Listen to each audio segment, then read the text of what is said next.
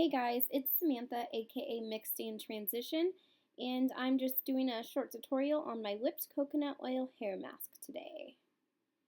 So here's a list of the stuff that you will need: coconut oil, olive oil, emu oil, thyme oil, rosemary oil, cedarwood oil, spoon, a small bowl, a small container, and a handheld blender.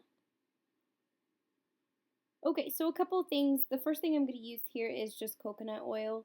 I don't really have like a perfect amount of measurement with any of this stuff. I kind of just eyeball it.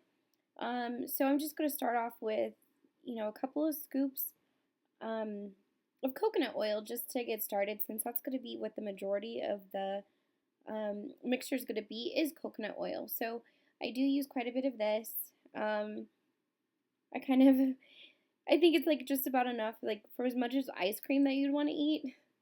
And it also depends on how much hair you have as well. So I start with this, but I'm going to add a little bit more just because um, I kind of want to have some left over if possible. If not, it's whatever. So yeah, it's just coconut oil at this point. And then I'm going to go ahead and add some other oils. But first, I always get coconut oil in my hands.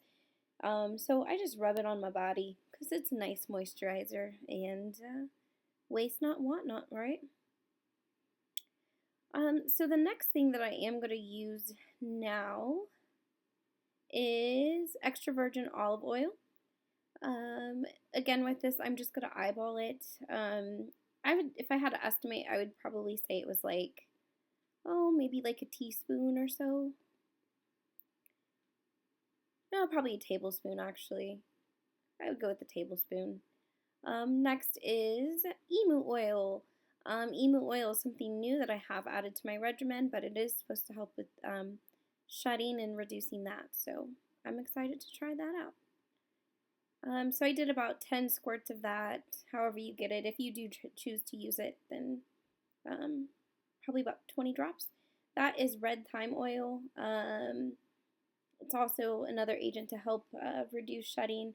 I don't use too much of this because it can irritate your scalp. So just about 10-15 drops of that.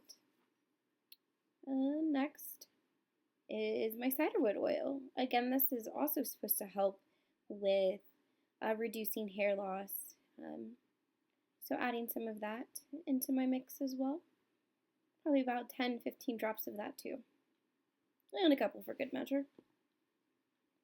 Next, I am using rosemary oil. Rosemary oil is amazing. I've been using that consistently throughout my journey to kind of regrow my hair. It does have a strong smell, so less is more with this. I always tend to overdo it with that, and like that's all I can smell is the rosemary oil. So next, I'm just going to blend it up until the consistency is similar to just a whipped consistency, maybe frosting. Something like that. And doing this, like coconut oil is kind of hard to use in its solid form anyway, especially applying it to your hair. So using a blender to whip it up really helps with application process and getting it to go onto your hair really smoothly. So, and especially as the winter months are upon us now, and room temperature is going to be a little bit lower, so your coconut oil is going to probably stay in a more solid form rather than a liquefied state. So testing it out just to see like how easy is it to smooth away. Are there lots of clumps? Are there bumps? So anything like that I'm trying to avoid, and I just really want it to be really smooth. And I think you'll know when it's done because it's going to look really yummy. So next I'm just going to go ahead and put it in my little container that I have. I usually try to use jars or old containers of hair products that I have. Just to, recycle and have less waste on my end. So yeah, I just dump it in there, and you can see how it just kind of flops in there. So that's really what I was looking for as far as my consistency goes. And you can always whip more or whip less as far as using the blender. So it's up to you, whatever you want to do, whatever suits you. So yeah, it looks so yummy. It looks like just like a really yummy cream right now, but I'm not trying to eat that.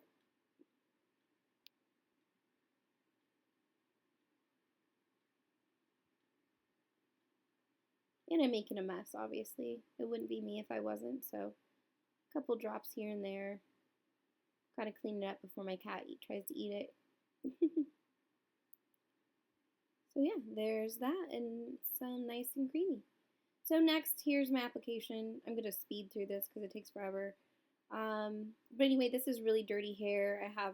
This is going to be, I'm using this hair mask as a pre-poo, so I'm just going to go ahead and start applying it in small sections. So just a little bit. I try to start at the ends and then work my way up because it tends to go on a lot smoother with the ends being moisturized or, lubricated first, I guess. And then as I'm doing that, I am making sure to massage this mixture into my scalp because I am wanting to use this as a means to help reduce that shedding. So it needs to be in the scalp to really get a chance to seep in and do its work here.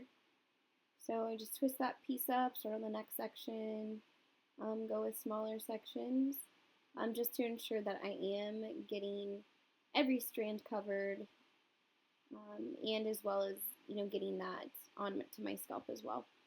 And also really concentrating on my temple area. So I'm all done, and I'm drippy, and I have it all over my glasses. So I just tied my hair up with a silk scrunchy plastic bag over that. But I also do something else to kind of help because it drives me nuts to have the oil dripping down on my face.